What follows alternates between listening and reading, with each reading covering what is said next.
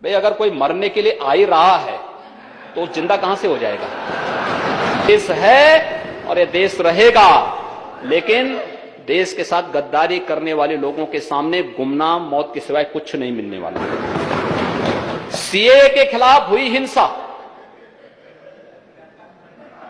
हमें एक बार फिर से इस बारे में सोचने के लिए मजबूर करती है, और महोदय इसलिए भी मजबूर करती है, यह हर व्यक्ति जानता है कि इस पूरे आंदोलन की आड़ में जो लोग पीछे से हिंसा कर रहे थे, प्रत्यक्ष या अप्रत्यक्ष रूप से इन लोगों ने कहीं ना कहीं राजनीतिक संरक्षण पाया है उस राजनीतिक दलों में, और फिर उसकी आड़ में उन्होंने हिंसा दी। हर एक उस पर महोदय मुझे बोलने में कोई संकोच नहीं।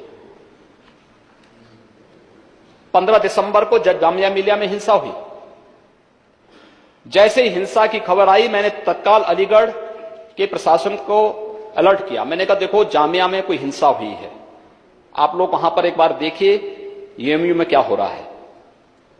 15,000 छात्र सड़क पर उतर करके वे अलीगढ़ को जलाना चाहते थे।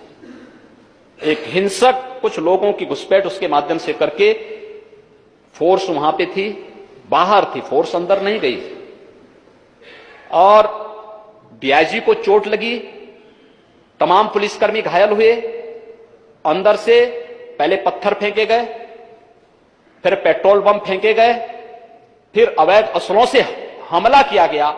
उस सब के बावजूद पुलिस ने धैर्य का परिचय दिया, और पुलिस तब तक कैंपस में नहीं गई जब तक कुलपति ने लिखित रूप से कैंपस के अंदर फोर्स को नहीं बुलाया। लेकिन कहीं कोई हताहत नहीं हुआ, पुलिस को हल्का बल प्रयोग करना पड़ा था। अलीगढ़ पूरी तरह सुरक्षित है और सुरक्षित आज आगे रहेगा। यानी अगर कोई अच्छा काम कर रहा है हम उसकी सराहना भी नहीं करेंगे।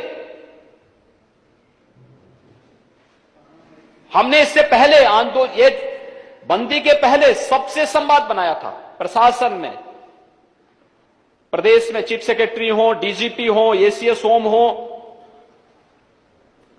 सेक्रेटरी होम हो, एडीजी लॉ एंड ऑर्डर हो, जोनल एडीजी हो, रेंज स्तर पर आईजी, डीआईजी, या जनपद स्तर पर एसएसपी, एसपी, डीएम, या फिर कमिश्नरी स्तर पर कमिश्नर, ये जितने अधिकारी थे, यहां तक कि थाना स्तर और तहसील स्तर पर तैनात जो हमारे ज्वाइंट मजिस्ट्रेट हैं या एसडीएम हैं, इन सब ने, सभी स्तर के अधिकारियों ने अलग अलग लोगों के साथ संवाद बनाकर सबसे कहा कि भाई देखो लोकतांत्रिक तरीके से आप लोग अपना धरना प्रदर्शन कर सकते हैं, ज्ञापन दे सकते हैं, लेकिन आगजनी मत करना, तोड़फोड़ मत करना।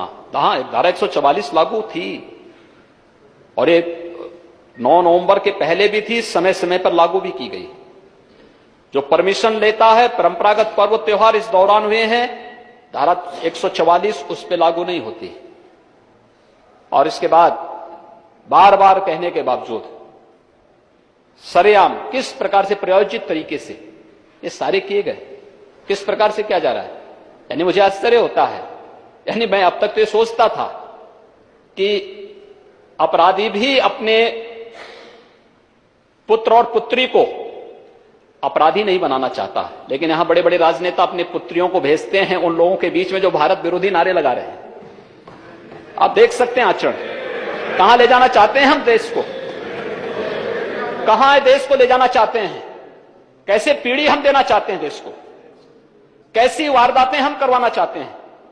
जो भारत के खिलाफ नारेबाजी कर रहे हो, आजादी के नारे लगाए जा रहे हैं, कैसी आजादी, यानी किस प्रकार की आजादी के नारे लगाए जा रहे थे।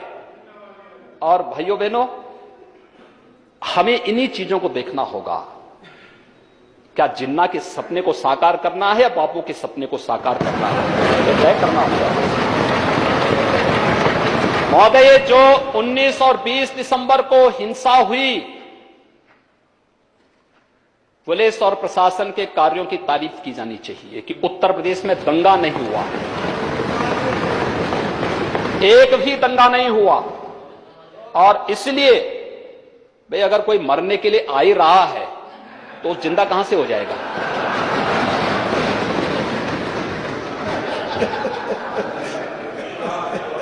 लेकिन पुलिस की गोली से कोई नहीं मरा। जो मरे हैं उपद्रवी उपद्रवियों की ही गोली से मरे हैं।